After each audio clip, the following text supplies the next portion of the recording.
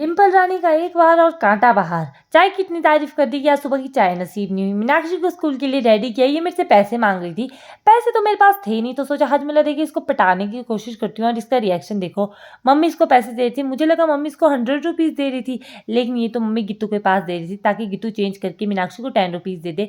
साथ में इसको भी मिल चुकी थी एक नीली पत्ती। फिर मीनाक्षी ने अपना ID कार्ड पहना और निकल चुकी थी स्कूल के लिए। ये वही पर्स है जो गिट्टू ने ऑनलाइन ऑर्डर किया था। जो मेरे व्लॉग कंटिन्यू देखते हैं उनको पता होगा, बड़े दुख के साथ कहना पड़ रहा है, अब ये हमारे बीच में नहीं रहा।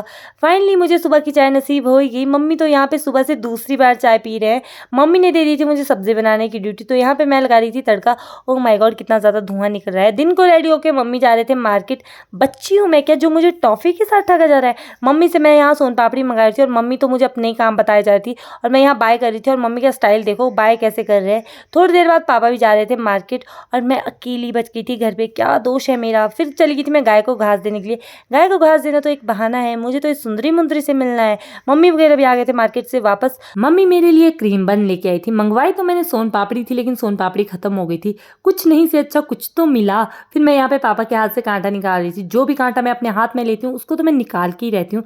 आज शाम की चाय हमें गिट्टू के हाथों से प्रदान हुई, क्योंकि आज भी ये घर जल्दी आ गई थी। दिवाली वाले दिन ही इसने अपनी अलमीरा की सफाई की थी। अब ये हाल देखो, सफाई करने का फायदा ही क्या है जब इसने ऐसे ही तहस नहस करना है।